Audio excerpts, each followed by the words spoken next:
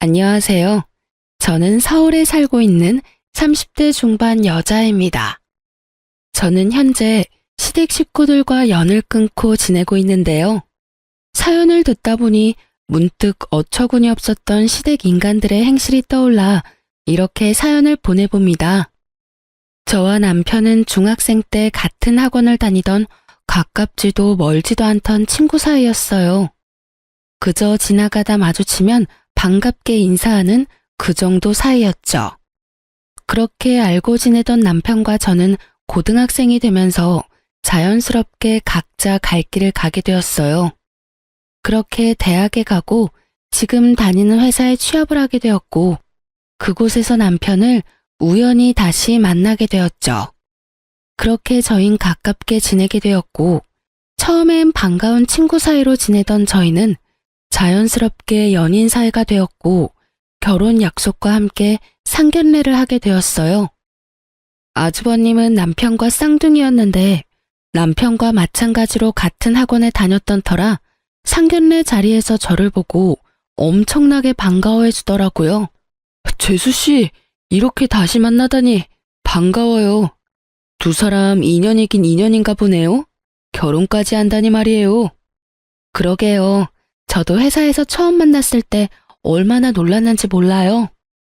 다 가족이 될 운명이었나 보네요. 결혼 축하해요. 내 동생 잘 부탁해요, 재수씨.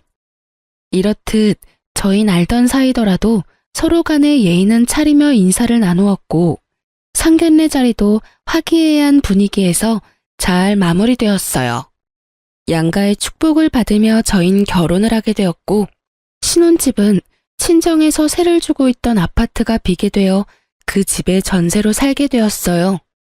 회사에서 가깝기도 했고 무엇보다 시세보다 저렴하게 세를 주신 친정 부모님 덕분에 고민할 필요가 없는 결정이었어요. 그렇게 저흰 평범한 결혼 생활을 이어나갔고 포용력이 넓은 남편 덕분에 크게 싸울 일 없이 잘 지냈어요. 그러던 어느 날 저는 출근을 하고 남편은 연차를 써 쉬는 날이었어요. 남편은 제가 출근하는 시간에 맞춰 일어나 저를 회사에 데려다주고 형을 만나러 간다고 하더라고요. 마침 형도 오늘 쉰다고 하면서요. 그래서 전 알겠다고 했고 남편은 마칠 때 데리러 오겠다고 하며 손을 흔들더라고요. 그렇게 전 남편의 배웅을 받으며 출근을 했고 퇴근 시간이 다가왔어요. 다 와간다는 남편의 연락에 회사 앞에서 기다리고 있는데 기다리는 남편의 차는 오지 않았고 이상한 차가 제 앞에 멈춰서더라고요. 그 순간 창문이 열렸고 운전석에 앉은 남편이 타라고 하더군요. 의아했지만 별 생각 없이 전 차에 몸을 실었고 차에 타자마자 남편에게 물어보았어요. 여보, 이 차 뭐야? 중고차로 새로 샀다기엔 등급도 그렇고 주행거리도 그렇고 당신 차보다 나은 게 없는데? 설마 제 값 주고 산 건 아니지? 그게 오늘 형 만난다고 했잖아. 거의 반 강제로 바꿨어. 형 차랑. 이거 형 차야. 뭐? 왜? 몰라. 바꿔달라고 계속 그러잖아. 처음엔 안 된다고 했는데 계속 내 차가 갖고 싶다고 하루 종일 귀찮게 하더라고. 그래서 그냥 바꿔버렸어. 황당하더군요. 남편 차도 그리 좋은 차는 아니었는데 그것마저 탐내며 바꿔가다니 그렇게 안 봤는데 참 어처구니가 없었어요. 시숙도 시숙이지만 남편도 어이없기는 같았어요. 아무리 자기가 총각 때부터 가지고 있던 차라고는 하지만 그래도 이런 일은 상의 정도는 해야 하는 것이 맞는다고 생각했기에 남편에게 단호하게 한마디 했어요. 당신이 지금 웃을 때가 아니야. 일단 차는 이미 바꿨다고 하니까 그냥 넘어가는데 앞으로는 이런 일이 있으면 나랑 상의 정도는 해줘. 나 정말 지금 어이가 없어지려고 그래. 아무리 동생 차가 탐난다고 해도 그걸 정말로 바꾸자는 형이나 바꾸자고 한다고 바꿔버리는 동생이나 나 황당해 진짜. 그런가? 난 워낙 어릴 때부터 이러고 살아서 그런 생각도 못했네. 먹는 것도 그렇고 입는 것도 그렇고 좋은 거는 다 형이 먼저였거든. 그래요. 남편은 이 상황에 대한 자각 자체가 없더라고요. 3분 빨리 태어난 것도 형이라고 남편은 어릴 때부터 집안의 분위기에 휩쓸려 시숙을 머리 위에 이고 산 듯했어요. 이미 등록비까지 다 내고 명의까지 바꿔버린 차이기도 했고 곧 임신 준비도 할 예정이라 차를 한 대 더 살 예정이었던 터라 그냥 넘어가기로 했습니다. 대신 전 남편에게 정신교육을 하기 시작했어요. 여보, 당신 걸 아주버님한테 다 양보하는 건 당연하지가 않은 일이야. 그게 설사 아주버님이 가지고 싶어 한다고 해도 말이야. 아주 극단적인 예로 만약에 아주버님이 내가 갖고 싶으니까 날 달라고 하면 줄 거야? 미쳤어? 당신을 어떻게 줘? 내 마누라인데. 좋았어. 앞으로 그런 마인드로 살아. 이기적으로 살라는 말은 아닌데 내 것은 내 것, 네 건 네 것이라는 생각을 좀 하란 말이야. 왜 당신도 가지고 싶고 당신도 어렵게 가진 걸 아주버님한테 양보를 해? 그건 아니야. 아무리 형제라도 말이야. 알겠어. 앞으로는 다신 이런 일 없도록 할게. 당신이랑 꼭 상의도 하고. 남편은 호언장담해 주었고 저는 남편을 믿어보기로 했어요. 그렇게 저흰 시숙의 차는 만일에 대비해 팔지 않고 두기로 했고 조금 더 앞당겨 새 차를 뽑아 함께 타고 다니기 시작했죠.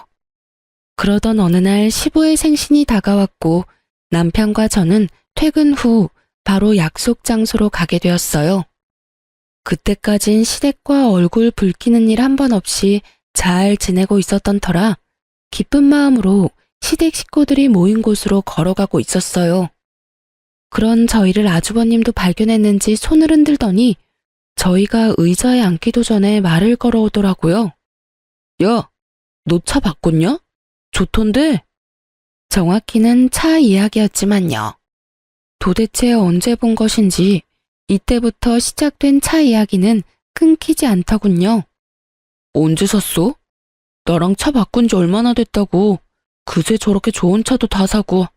능력 좋다. 능력 좋기는 문짝만 우리 거고 다 대출이지 뭐. 우리 이제 임신 계획도 세우고 있고 원래 바꿀까 생각도 하고 있던 터라 그냥 앞당겨서 샀어. 이제 아기 생기고 출산하게 되면 이 사람하고 아기하고 타고 다녀야 하니까. 부담되더라도 안전하고 좋은 차로 산 거고.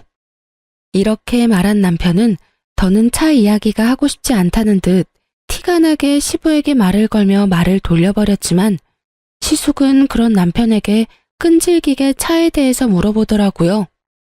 어찌나 캐묻는 것인지 남들이 보면 남편에게 차를 사러 온 손님이라 착각까지 하겠더군요.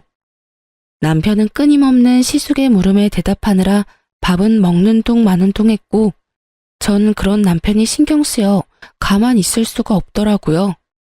사실 시숙의 차 이야기가 거슬리기도 했고요. 아주버님, 차 이야기는 이제 그만하시고 식사하세요. 음식 다 식겠어요. 당신도 얼른 먹어. 아까 회사에서부터 배고프다고 했잖아. 제 말에 시숙은 합초기가 되었고 시모는 사랑하는 장난말을 막은 저의 태도가 마음에 들지 않는지 연신 헛기침하더라고요. 그것도 저를 노려보다시피 하면서요. 시댁 식구들의 분위기를 보아하니 그간 남편이 어떻게 지냈는지 대충 알겠더라고요. 미쳐 날뛰는 시숙과 그런 시숙이라면 뭐든 다 잘한다 했을 시부 시모, 그리고 그 사이에서 뭐든 다 양보하며 살아온 남편까지. 전 시모가 노려보든 말든 남편을 챙겨주며 남편의 길을 살려주었고 저를 노려보던 시모도 이내 저에게서 시선을 거두고 시부와 시숙을 챙겨주더군요. 분위기가 티나게 확 가라앉았던 터라 이쯤하면 더는 차 이야기는 꺼내지 않겠지 했는데 시숙은 식사 자리가 끝나고 주차장을 가는 내내 저희에게부터 차 이야기를 하더라고요. 저의 표정은 점점 굳어져만 갔고 남편은 해탈을 했는지 표정에서 그 어떠한 감정도 보이지 않더군요. 이윽고 우리 차 앞에 섰을 때 시숙의 입에선 어이없는 말들이 흘러나오더군요. 야, 차키 좀 줘봐. 차키는 왜? 승차가 못 던지 보게. 조심해서 탈 테니까 얼른 차키 줘봐. 전 제 두기를 의심했어요. 차키를 맡겨둔 것도 아니고 어쩜 저렇게도 당당하게 차키를 달라고 하는 것인지 도무지 이해가 되지 않더라고요. 시숙도 시숙이었지만 더 어이없는 건 시부 시모였어요. 시숙이 차키를 달라고 하니 말리기는커녕 고개까지 끄덕이며 남편에게 차키를 내놓으라고 하는데 헛웃음이 나려고 하더군요. 전 혹시나 남편이 바보같이 차키라도 주면 어떻게 해야 하나 싶어 남편을 보았고 남편은 여전히 감정이라고는 없는 표정으로 말했습니다.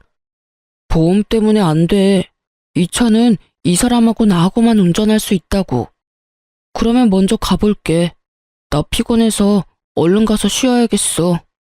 이렇게 말한 남편은 저를 후다닥 조수석에 태우더니 누가 막을 새도 없이 운전을 해서 그 자리를 빠져나와 버렸습니다.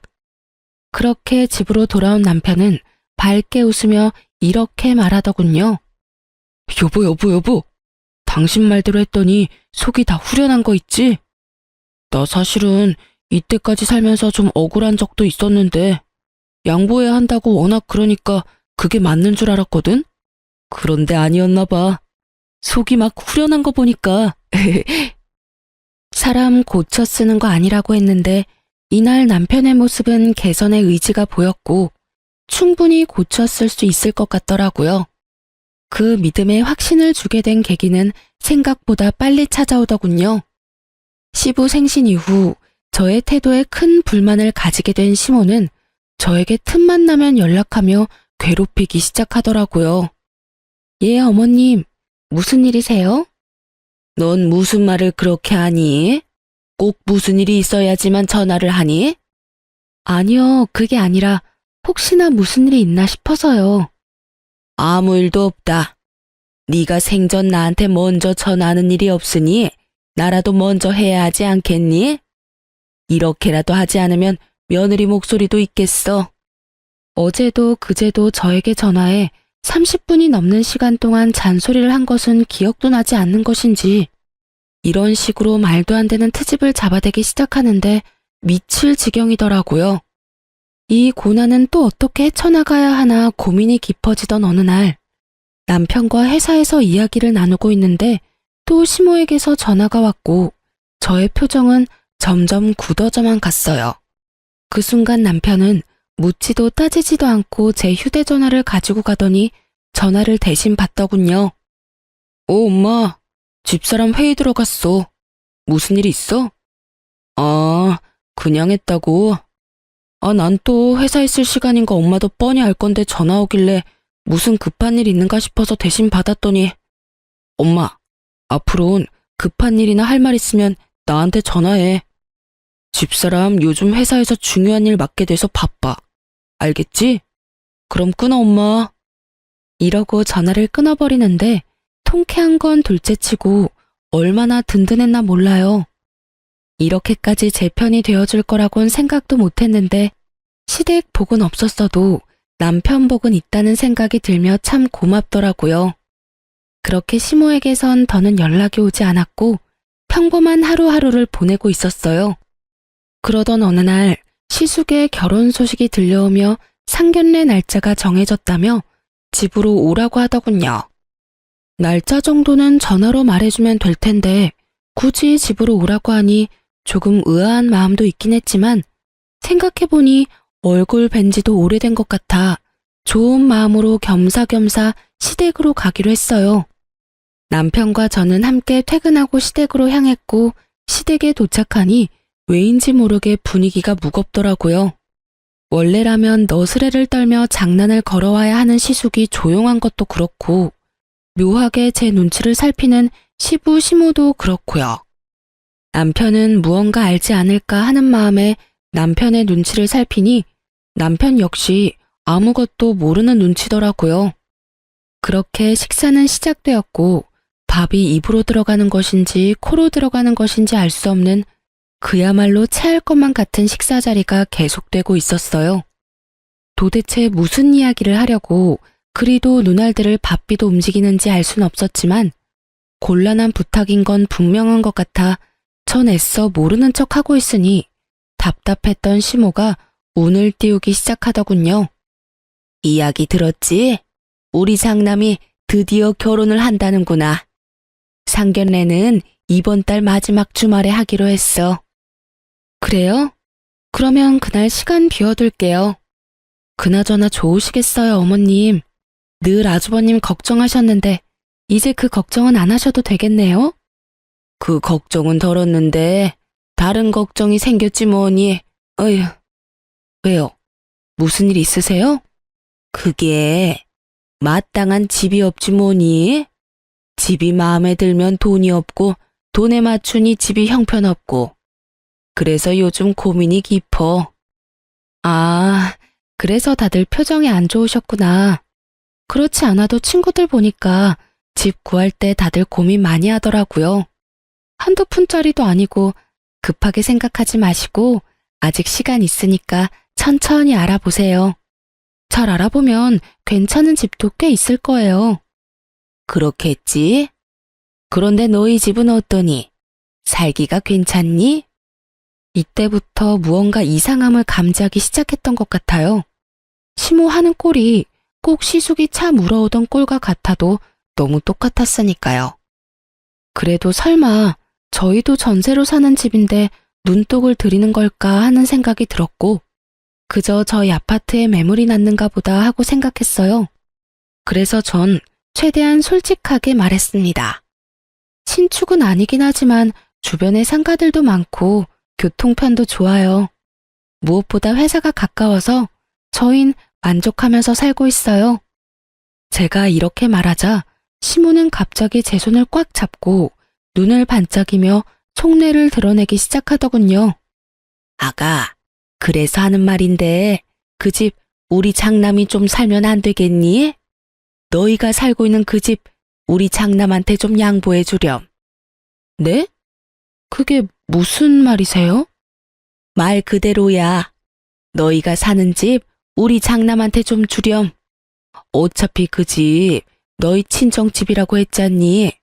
네 친정의 자식이라고는 너 하나뿐이니 지금은 전세로 새들어 살고 있어도 언젠가는 다 네 것이잖니. 그러니 친정에다가 말 좀 잘해서 일찍 물려달라고 하고 그 집 물려받으면 네 신랑 명의로 해놓으렴. 그때부턴 우리가 다 알아서 하마. 아, 중간에 드는 세금은 우리가 다 알아서 할 테니 그건 걱정도 하지 마라. 우리도 그 정도 생각은 다 하고 있어. 이 무슨 말도 안 되는 헛소리인지. 농담이라고 해도 억소리가 날 것 같은데 표정을 보아하니 진담이 분명했고 긍정의 의미로 고개를 끄덕이고 있는 시부와 시숙을 보고 있자니 욕이 나올 것만 같더군요. 전 최대한 흥분을 하지 않으려 애쓰며 말을 이어나갔습니다. 어머니, 그런 말이 어디 있어요. 부모님께서 물려주신다고 하신 것도 아니고 제가 나서서 어떻게 물려달라고 해요. 그리고 혹시나 물려주신다고 한들 그 집을 아주버님께 내주고 나면 저흰 어디 가서 살라고요? 그거야, 너희 친정에 집 한 채 더 있잖니? 거기 사는 사람 내보내고 너희가 거기 들어가서 살면 되지 않니? 설마 우리가 너희 길거리에 내앉게 하겠어?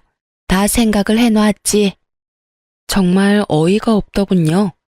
어쩌면 이렇게 당당하게 친정 부모님의 집으로 이딴 말도 안 되는 계획을 세웠던 것인지, 아니 애초에 친정에 노는 집이 한 채 더 있는지 어떻게 알고 있는 것인지 의문만이 가득했고 시모의 물음에 답도 하지 않고 생각해보니 상견례 날이 떠오르더라고요. 저희가 상견례를 할 당시 아빠가 한 채는 지금 세주고 있고 한 채는 곧 비니 저희 보고 들어가서 살라고 했던 말씀을 하셨고 시댁 식구들은 그 말을 이때껏 기억하고 있다가 이런 계획을 세운 듯 했어요. 짧은 찰나였지만 곱씹으면 곱씹을수록 어이없고 화가 치솟더군요. 전 더는 흥분을 가라앉히지 못하고 언성을 높였고 남편 역시 더는 듣고 있을 수 없다는 듯 제 말에 이어 고함을 지르더라고요. 어머님, 제발 말도 안 되는 소리 좀 하지 마세요. 그게 말이 된다고 생각하세요? 그래, 엄마. 제발 좀 그만해. 양심이 없어? 아니면 생각이 없는 거야? 다들 정말 왜 이렇게 염치들이 없어? 뭐? 집을 내놓으라고? 우리한테 집 맡겨놨어? 심지어 그 집, 처가집이야. 우리 돈으로 장만한 집을 내놓으라고 해도 제정신이 아니라고 할 마당에 뭐? 처가에서 집을 받아와서 내놓으라고? 그게 제정신 바뀐 사람들이 할 일이야? 그야말로 남편은 울분을 토해내기 시작했고, 그런 남편을 보던 시부가 자리에서 벌떡 일어나더니 남편의 뺨을 때리더라고요. 어디서 큰 소리인 거야? 네 눈에는 부모는 보이지도 않는 거냐? 내가 널 이따위로 가르치든? 그럼 이 말도 안 되는 소리를 그냥 듣고만 있어야 했나요? 뭐가 그렇게 말도 안 된다는 말이냐? 우리도 다 생각해보고 내린 결론이야. 어차피 노는 집이고 어차피 너희가 물려받을 집인데 좀 일찍 물려받아서 네 형 결혼 선물로 집 한 채 주는 게 뭐 큰일이라고 이리도 큰 소리인 거야? 뭐가 그렇게 큰일이라고 하셨어요? 이게 큰일이 아니라고요? 그래. 너희가 눈 딱 감고 집만 받아오면 간단하게 해결될 일 아니냐? 저것도 말이라고 하는 것인지 참 대단한 인간들이라는 생각만 들더군요. 남편 역시 더는 말이 통하지 않는다고 생각했는지 제 손을 잡고 일어나며 단호하게 한마디 했어요. 전혀 간단하지 않고요. 저흰 절대 처가에서 집 받아올 생각도 없고 혹시나 집을 받게 되더라도 줄 생각은 전혀 없으니 선물 캐지 말고 그 시간에 능력에 맞는 집이나 더 알아보세요. 아시겠어요? 이렇게 말한 남편은 대답은 들을 필요도 없고 더는 말 섞을 필요도 없다는 듯 저를 끌고 시댁에서 나와버렸습니다. 그날 이후 시댁에선 연락이 없었지만 시숙에게선 적잖게 연락이 왔고 남편은 절대 안 된다는 말만 반복하며 전화를 끊어버리더군요. 그렇게 상견례 날이 되었고 저희는 고민하던 끝에 상견례에 참석하기로 했어요. 저희는 저희의 뜻을 분명히 밝혔고 아무리 상황이 이 지경이라도 형제가 있는 것을 뻔히 알 텐데 참석하지 않으려고 하니 마음이 불편해 많이 고민하고 내린 결정이었죠. 걱정이 많았던 상견례 자리는 저희 때와 마찬가지로 비교적 좋은 분위기로 이어지고 있었고 이런저런 이야기가 오가다 시숙의 예비 장모님께서 집 이야기를 꺼내더군요. 그건 그야말로 파국의 시작과도 같았죠. 혹시 집은 어떻게 하시기로 하셨나요? 저흰 사돈댁 의견에 맞추겠습니다. 집을 해주신다고 하신다면 저희도 거기에 맞게 다 해서 시집 보낼 것이고 애들끼리 알아서 하게 하신다면 그것도 상관없습니다. 혹시 따로 계획하고 계신 것이 있으면 말씀해 주시겠어요? 들어보니 반반 결혼도 전혀 상관이 없다는 말이었고 여러 가지 생각이 스치더군요. 굳이 시숙이 집을 마련해야만 하는 상황도 아니었는데 그 무리한 요구를 했던 시댁 식구들이 어이없기도 하면서 또 한편으로는 반반 결혼도 환영해 주신다고 하니 다행스럽기도 하더라고요. 이젠 그 말도 안 되는 요구를 하는 일은 없겠다 싶어서요. 하지만 그런 제 기대와는 달리 시모의 입에선 예상치 못한 경악스러운 말이 흘러나오고 있더군요. 아유, 애들끼리 알아서 한다니요. 요즘 아무리 세상이 변했다고 해도 집은 남자가 해가야죠. 마침 괜찮은 아파트가 있어서 사려고 하고 있어요. 아, 그러세요? 그러면 거기에 맞춰서 혼수 준비하도록 할게요. 대략 몇 평쯤 되나요? 32평이에요. 층은 20층인데 전망도 좋고 주변 상가도 많이 들어와 있어서 생활하는데 불편함이 없을 거예요. 아, 신축은 아닌데 관리가 잘 돼서 아주 괜찮다고 하더라고요. 거기에다가 교통편도 아주 좋고요. 그래요? 무엇보다 교통편 좋다는 게 참 좋네요. 그렇죠? 마음에 드신다니 다행이네요. 조만간 살던 사람들이 나갈 예정이니까 정리되는 대로 같이 보러 가시죠. 그래도 집은 한번 보셔야 하지 않겠어요? 빠른 시일 내에 연락 한번 드릴게요. 이렇게 말하면서 저를 쳐다보며 미소 짓는데 딱 알겠더라고요. 20층 32평? 인프라 형성이 잘 된 신축은 아니지만 관리가 잘 된 아파트. 그곳은 바로 저희 집이라는 사실을요. 그래요. 시모는 뻔뻔하게도 준다고 한 적도 없는 저희 집을 얼굴색 하나 변하지 않고 마련할 수 있다고 말하고 있었고, 그 머릿속은 뻔했어요. 아마 모르긴 몰라도 상견례 자리에서 공포하듯 말하면 저희가 어쩔 수 없이 집을 내놓을 거라 생각했겠죠. 그 얼마나 어이없고 멍청하게 짝이 없는 생각인 줄도 모르고요.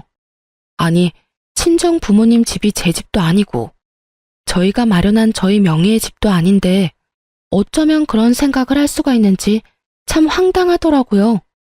심보도 참 날강도 심보보다 더하면 더했지 모자라진 않아 보이더군요.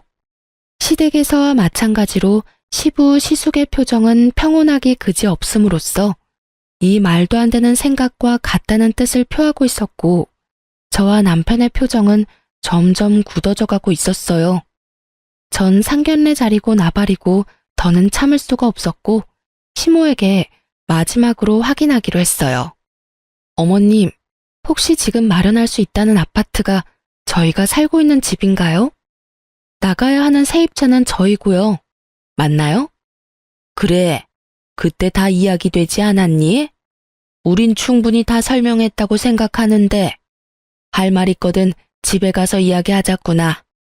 오늘이 어떤 날인지 모르니? 일단 상견례 자리부터 마무리하고 그때 이야기해. 알겠니? 당황하는 기색 하나 없이 뻔뻔하기 그지없는 얼굴로 딱 이렇게 말하는데 정말 헛웃음이 나며 눈앞이 캄캄해질 만큼 감당할 수 없는 화가 오르는 느낌을 받았어요.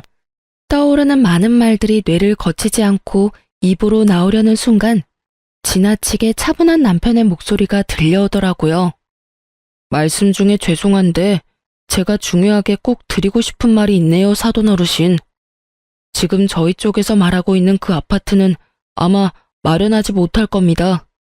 그 집은 저희가 살고 있는 집인데 저희가 내어줄 생각이 전혀 없거든요. 아니, 내어드릴 수가 없다는 말이 더 맞겠네요. 그 아파트 저희 처가에서 저희가 좀 더 편안하게 결혼 생활하라고 저희에게 세주신 집입니다. 그런 집을 저희 부모님께서 며칠 전부터 계속 내놓으라고 생떼 아닌 생떼를 부리시네요. 남편의 말에 사돈댁에게선 아무 말 없이 표정이 굳어버렸고 그런 상황을 살피던 시모는 노발대발하며 남편을 핀잔하고 나서더군요. 아닙니다, 사돈. 다 오해예요. 넌 왜 그런 말을 하는 거야? 그리고 생떼? 그게 부모한테 할 말이야? 그럼 이걸 보고 생떼라고 그러지 달리 뭐라고 할 수 있겠어? 분명 안 된다고 했지. 처가에 집을 맡겨놓은 것도 아니고 형이 장가가는데 왜 우리가 처가댁에서 집을 받아와야 해? 그것도 주신다고 한 적도 없는 집을 말이야. 그런 걸 보고 날강도 심보라고 하는 거야, 엄마. 어때요, 사돈 어르신들? 제 말이 틀렸습니까? 저희 부모님께서 처가에 가서 집을 받아오라고 하더군요. 그것도 두 채나요. 한 채는 지금 저희가 사는 집인데 그 집엔 형이 들어가서 산다고 하고 한 채는 저희 보고 들어가서 살라고 하는데 이게 말이 되는 상황이라고 생각하십니까? 너 정말 그만하지 못해? 이 자리가 무슨 자리인지 잊었어? 네 형 결혼 망치려고 작정했니 너? 결혼 망치려고 작정한 사람은 내가 아니라 식구들이지. 어떻게 하나같이 그런 생각들을 해? 누구 하나 말리는 사람이 없냐고. 그때도 분명하게 말했는데 못 알아들을 것 같으니까 다시 한번 말해줄게. 우린 절대로 처가에 집 달라고 할 생각도 우리가 사는 집 내줄 생각도 없으니까 쓸데없는 꿈 꾸지 마. 알겠어? 내 부모, 내 형이지만 난 정말 이해가 안 된다. 어쩌면 이리도 뻔뻔하게 이런 생각, 이런 말을 할 수가 있는지 말이야. 개판 5분 전. 딱 이 말에 어울리는 분위기가 되고 눈알이 튀어나오게 남편을 노려보며 씩씩거리는 시부 시모와 자신의 예비 처가 식구들의 눈치를 살피는 시숙. 그리고 여전히 평온하기 그지없는 남편 사이에 무거운 정막만이 흐르던 그때 시숙이 입을 열더군요. 너 왜 이렇게 변했어? 너 원래는 이렇지 않았잖아. 다 잊었냐? 네가 가진 건 다 내 거라는 걸. 너 역시 그걸 당연하게 생각하고 이때껏 나한테 다 양보하며 그렇게 살았잖아, 너. 그런데 왜 이제 와서 이러는 거야? 그깟 집 좀 주면 되는 건데. 어차피 네 집도 아니고 처가에 그냥 받아오면 되는 건데 그것도 못 해줘? 자동차는 군말 없이 넘겨놓고 왜 집은 안 되냐고. 이 무슨 제 무덤 스스로 파는 짓거리인지. 시숙은 친절하게도 자신이 얼마나 파렴치하고 상식 이하의 인간인지 스스로 증명하고 있었고, 형님이 될 뻔했던 여자의 표정은 실시간으로 썩어가고 있더라고요. 여자의 표정은 보이지도 않는 것인지 시숙의 말도 안 되는 생떼는 계속되고 있었고, 그런 시숙의 말을 듣고만 있던 남편은 긴 한숨을 쉬더니 말하더군요. 그래. 나 이때까진 그렇게 살았어. 그게 맞는다고 생각했으니까. 그래, 그게 맞는 거야. 그러니까 이때까지 살던 대로 살아, 그냥. 알겠어? 아니, 이제 그게 틀린 거라는 걸 알았어. 그러니까 이제 그렇게 살진 않을 거야. 차 이야기했지? 그깟 차 정도야 형이니까 충분히 바꿀 수 있다고 생각했어. 사실 가격 차이도 크게 나지 않았고 내 돈으로 산 내 차이기도 했으니까. 가족끼리 그 정도는 충분히 해줄 수 있다고 생각했다고. 하지만 집은 엄연히 달라. 그 집은 내 집도 아니고 내 돈은 10원짜리 하나 들어가지 않았으니까. 정 그 집이 탐나면 형이 사. 살 돈이 없으면 전셋값이라도 내고 살아. 그 정도는 내가 장인어른한테 잘 이야기해 볼 테니까 말이야. 단 우리가 사는 가격대는 꿈도 꾸지 말고 시세대로 내고 들어와서 살아. 알겠어? 남편은 오목조목 흥분 하나 하지 않고 말하더라고요. 그 모습을 지켜보고 있는데 든든하기도 하고 통쾌하기도 해서 10년 묵은 채증이 쑥 내려가는 기분마저 들더군요. 이런 제 심정과는 달리 아무 말 하지 않고 있던 시부가 머리 끝까지 화가 났는지 막말을 쏟아내기 시작했어요. 너 이 새끼야, 지금 뭐 하는 짓이야? 네가 제정신인 거야? 이 자리가 어떤 자리인데 여기서 그딴 말을 짓거리는 게야? 그냥 알겠다고 하고 좋게 넘어가도 될 문제를 굳이 이렇게까지 만들어야 속이 시원해? 그때 이 아비한테 한 대 맞고도 정신을 못 차렸구나. 이 쓰레기 같은 놈, 부모 형제한테 이딴 식으로 굴고 네가 잘 될 것 같아? 이렇게 막장 드라마와도 같은 상황은 절정을 향해 달려가고 있었고, 내내 말 한마디 없이 지켜만 보고 있던 여자가 자리에서 일어나더니 시숙을 쏘아보며 말하더군요. 와, 진짜 가지가지한다. 당신이나 당신 부모님들이나 다 정상이 아니구나.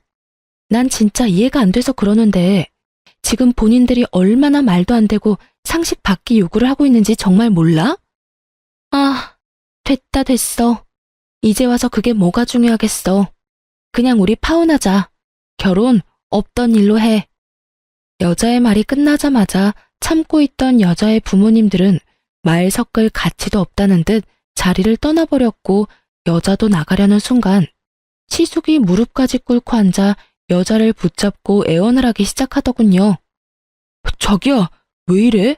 파혼이라니. 결혼을 하지 말자니. 우리 사랑하잖아. 그런데 어떻게 헤어져서 살아? 어? 그러지 말고 다시 생각해. 당신도 나 없이는 못 산다고 결혼하자고 했었잖아. 사랑? 당신 없이 못 살아? 그건 그때고 지금은 달라졌어. 그땐 당신이 이렇게까지 파렴치한 인간인지 몰랐을 때 말이고, 지금은 당신이 얼마나 인간 이하의 생각을 가지고 있는지 다 알아버렸거든. 무슨 말을 그렇게 해? 아, 아파트 때문에 그래? 그거라면 아무 걱정하지 마. 이 녀석이 요즘 좀 제정신이 아니라서 그래. 조금만 기다려주면 내가 무슨 수를 써서라도 아파트 받아올게. 정말이야, 맹세할 수 있어. 시숙의 말을 듣고 있던 여자는 어이가 없다는 듯 시숙의 팔을 뿌리치며 코웃음을 치며 말하더군요. 야, 넌 어떻게 그런 생각을 할 수가 있는 거야? 이제 신기하기까지 해. 내 말 잘 들어. 네가 능력이 안 돼서 부모 도움 받는다고 해도 이해는 했겠지만 한심했을 텐데. 뭐? 동생 처가에서 집을 받아온다고? 그것도 자랑이라고 짓거리고 있는 거야? 아니, 애초에 그게 말이 된다고 생각하는 거니? 난 말이야. 만약에 네가 돈이 없다고 나한테 솔직히 말했으면 반반도 상관없었고 내가 집을 마련해서 올 수도 있었어. 보통 사람들은 이런 생각들을 하고 산다고. 알겠니? 자기야. 그놈의 자기 소리 좀 하지도 마. 소름 끼치니까. 너랑 네 부모님 하는 꼴 보아하니 결혼했다간 모르긴 몰라도 내 인생 말아먹는 건 시간 문제일 것 같은데 너 같으면 그런 결혼 하겠어? 미치지 않고서야 절대 안 하지. 어쨌든 우리 결혼도 우리 만남도 여기서 끝이니까 다시는 내 앞에 나타나지도 말고 연락도 하지 마. 알겠어? 아참, 그리고 너 웬만하면 결혼하지 말고 이번 인생은 그냥 네 부모랑 살아. 괜히 애먼 여자 데리고 와서 인생 망치지 말고. 알겠니?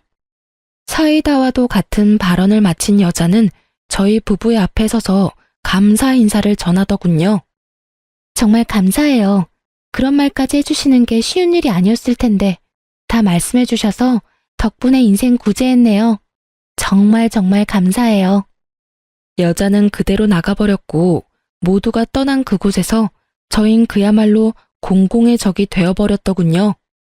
시모는 온갖 욕을 하고 있었고 시부는 먹지 않고 뒀던 식전주를 연신 들이키고 있더라고요.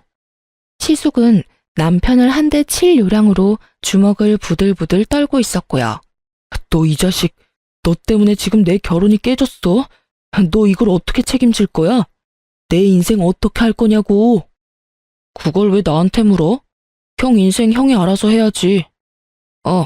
그리고 앞으로는 이때껏 내가 부모님께 주던 생활비도 드리지 않을 거니까 형이 알아서 해.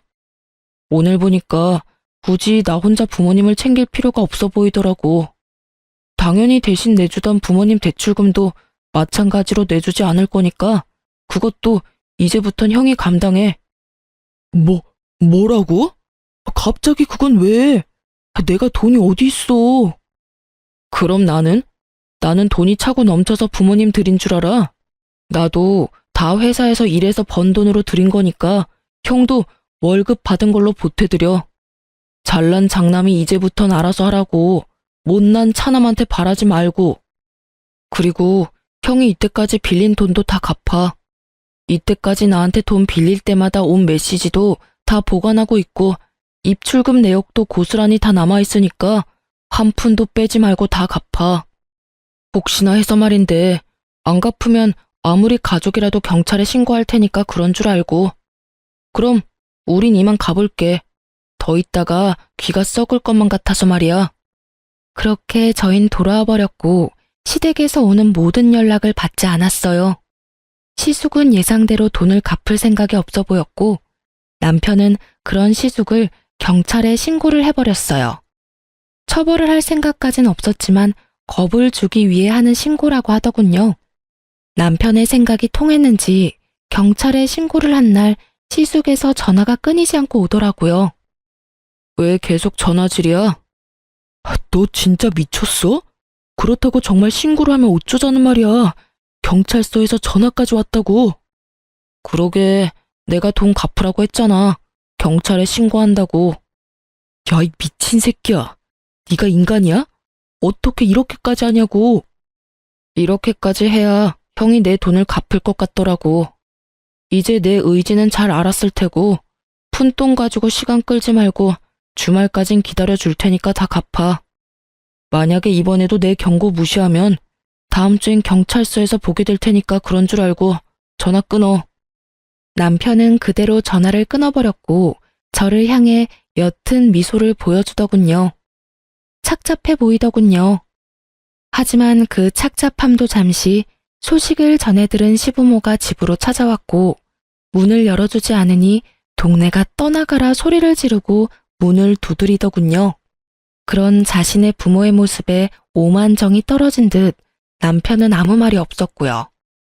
그렇게 끝까지 밑바닥을 다 드러낸 시부는 저희가 도무지 문을 열어줄 기색도 보이지 않자 돌아가 버렸고 주말이 되기 전 시숙은 돈을 입금했더라고요. 그렇게 저흰 시댁과의 모든 연락을 끊고 살았고 처음엔 많이 힘들어하던 남편도 시간이 지나자 점점 표정이 밝아지더군요. 여보, 나 사실은 많이 힘들었어. 그래도 부모님이고 가족인데 이건 너무하나 싶기도 했고 말이야. 그런데 지금 생각해보니까 왜 진작 그러지 않았나 싶을 정도로 홀가분하고 행복해. 내가 진작 이런 결단을 내렸어야 했는데. 그랬다면 당신이 그런 일을 겪지 않아도 됐을 텐데. 미안해. 당신이 미안할 게 뭐 있어. 난 당신이 그런 결정을 내려준 것만 해도 고맙고 미안하고 그래. 그나저나 당신 집에선 더는 연락 없어? 응, 요즘엔 조용하네. 그거 참 다행이라고 하려는 순간 양반은 못 되는지 시모에게서 전화가 오더군요. 한동안 뜸했던 시모에게서 온 연락이라 남편은 잠시 고민을 하다 전화를 받았고 시댁은 그야말로 파탄이 나 있더군요. 무슨 일이야? 이제 다신 연락하는 일 없는 줄 알았는데. 아들, 엄마 아빠 좀 살려줘. 우리가 다 잘못했어. 왜 나한테 그런 말을 해? 그 잘난 장남은 어떻게 하시고? 그게 그놈 집 나갔어. 글쎄 네가 보태주던 돈을 다 자기가 내야 한다고 생각하니까 그게 아까웠는지 갑자기 독립을 한다고 하면서 짐을 싸서 나가버렸지 뭐야. 그리곤 연락조차 안 된다. 그래서? 그래서라니? 너도 알다시피 우리한테 돈이 어디 있어? 이 집 마련하느라 그나마 있던 돈도 다 쓰고 집 대출금만 남은 거 너도 알잖니? 이제 와서 일을 할 수도 없는 노릇이고. 그래서 하는 말인데 예전처럼 돈 좀 도와주면 안 되겠니? 앞으론 다른 건 바라지도 않으마. 그저 네 부모 생활만 할 수 있게 좀 도와주렴. 엄마, 잘 들어. 앞으로 나 우리 식구들이랑 영 끊고 살 거야. 자식으로서의 도리는 충분히 했다고 생각하고 있지만 상황이 이러니 형한테 돌려받은 돈 엄마 줄 테니까 급한 불부터 꺼. 그게 내가 엄마한테 마지막으로 해주는 도리니까 그런 줄 알고. 앞으로 연락도 하지 말고 찾아오지도 마. 너 정말 대단한 놈이구나. 어떻게 부모한테 이렇게까지 해? 내가 널 어떻게 키웠는데 이 나쁜 놈아. 이게 다 그년 때문이지? 네 마누라가 다 시켰지? 넌 그년이랑 결혼하기 전까진 이러지 않았어. 않았다고. 넌 부모보다 여자가 더 중요하니? 그딴 년이랑 당장 이혼해라. 당장 이혼하란 말이야. 시모의 절규 섞인 고함이 들려오고 남편은 아무런 대꾸도 하지 않고 전화를 끊어버리고선 시댁 식구들의 번호를 다 차단해버리더군요. 저 역시 다 차단해버렸고요. 그렇게 저흰 시댁과의 연을 끊어버렸고 시댁 소식은 평소 남편을 많이 아껴주시던 작은 어머님을 통해 듣게 되었어요. 잘 지내니? 네, 작은 엄마, 잘 지내시죠? 그런데 무슨 일로 전화를 다 주셨어요? 이야기 다 들었어. 가족들이랑 연 끊었다며? 네, 어쩌다 보니 그렇게 됐어요. 그래. 너처럼 바보같이 순하던 애가 그렇게까지 한 데에는 다 이유가 있겠지. 다들 잘 지내시죠? 잘 지낸다고? 잘 지내기보단 드디어 정신 차리고 살고 있지. 너하고 연락도 끊기고 돈 나올 구멍이 없으니까 글쎄 네 부모들이 네 형 회사에 찾아갔다고 하더구나. 회사 앞에서 자리 퍼질고 앉아서 울고불고 하니까 사람들 몰려서 구경하고 난리였나 봐. 그 사람 많은 회사 앞에서 네 형이랑 네 부모랑 큰 실랑이가 일어나고 네 형이 결국 네 부모님들을 내팽개치다시피 하고 도망쳤다고 하더구나. 그러니 어떻게 됐겠어? 입 달린 것들은 다 한마디씩 하고 부모 버린 자식이라고 회사에 소문이 파다하게 다 퍼졌을 거야. 네 부모님들은 처음엔 나한테 전화가 와서 두 아들 다 나쁜 놈이라고 하면서 하소연을 하더니 돈 좀 빌려달라지 뭐니. 나라고 뭐 돈이 있겠니? 아니 있다고 해도 안 빌려주지. 그래서 없다고 했더니 그 자랑자랑하던 집 팔고 작은 집으로 이사했다고 하더라. 그 덕에 빚은 대충 다 갚은 것 같던데 생활비가 없으니 소일거리라도 하면서 근근히 생활하고 있나 봐. 그러니 이제라도 정신 제대로 차린 거 아니겠어? 어휴, 제가 참 뭐라고 해야 할지 모르겠네요. 저 역시 부모 버린 건 마찬가지니까요. 그런 말 하지 마라. 내가 말했지? 너 같은 애가 그렇게까지 했을 땐 다 그만한 이유가 있을 거라고. 내가 처음 시집 왔을 때 네가 3살이었어. 넌 그때부터 몇 분 일찍 태어난 형도 형이라고 얼마나 눈치를 살피던지. 그 어린 게 뭘 안다고 그렇게 했겠어? 다 네 부모가 그렇게 강요하면서 키웠으니까 그랬지. 난 네가 이렇게 해주길 내심 바랬단다. 그러니 그런 죄책감은 가지지 말려무나. 살다가 더 많이 살아가다가 네 마음도 많이 누그러지고 네 부모님들도 반성 많이 하면 그때나 돼서 한번 찾아뵙거라. 그러면 되는 거야. 그렇게 말씀해 주셔서 감사해요. 그래. 이런 말하기 그렇지만 이제라도 연 잘 끊었다. 이제부턴 네 가정 잘 꾸리고 살아가. 이제 네 가족은 네 집사람이니까 행복하게 해주렴. 네, 작은 어머니. 작은 어머님의 위로를 받은 남편은 한결 더 편안해 보였고 그 소식을 마지막으로 저흰 시댁 소식을 들을 수가 없었어요. 저흰 잘 살고 있어요. 집도 회사에서 더 가까운 곳으로 이사를 했고 전화번호도 바꿔버렸죠. 시부 시모에게선 연락이 오지 않는데 시숙에게서 다른 번호로 연락이 계속해서 와 어쩔 수 없이 바꿔버렸네요. 다행스럽게 시숙은 회사로는 찾아오지 않았고 시부모는 남편에게 워낙 관심이 없었던 터라 남편의 회사를 모를 거라고 하더군요. 그래서 회사는 계속 잘 다니고 있어요. 아, 그리고 저 임신을 했어요. 지금은 5개월째이고 아기도 저도 아주 건강하답니다. 출산이 다가올수록 어쩔 수 없이 시부모님 생각이 나더라고요. 그래서 남편에게 혹시나 연락을 하고 싶다면 그렇게 해도 된다고 했더니 남편은 이렇게 말하더군요. 사실 생각이 나지 않는다면 거짓말이지. 그래도 나 연락 안 할 거야. 이런 일로 연락하기 시작하고 다시 왕래하기 시작하면 같은 일이 반복될 게 뻔해. 덩달아 우리 애한테도 피해가 갈 거고. 난 이제 그런 일 내 가족이 겪게 하진 않을 거야. 남편의 뜻은 확고해 보였고 저도 그 이후론 말을 꺼내지 않았네요. 그러면서 하는 말이 그래도 돌아가시기 전엔 연락을 드려 찾아뵐 것이라고 했고 그땐 저도 함께 하겠다고 했어요. 저흰 이렇게 살고 있어요. 요즘 남편과 저의 유일한 낙은 검진 때마다 무럭무럭 자라고 있는 아기를 보는 것이네요. 원래도 다투는 일이 거의 없었는데 임신을 한 후엔 더 다툴 일도 없고 아주 잘 지내고 있어요. 이렇게 저의 시댁과 인연을 끊게 된 이야기는 끝이 났습니다. 긴 사연 함께 해주셔서 감사해요. 그럼 전 이만 물러가 볼게요. 좋은 하루 되세요.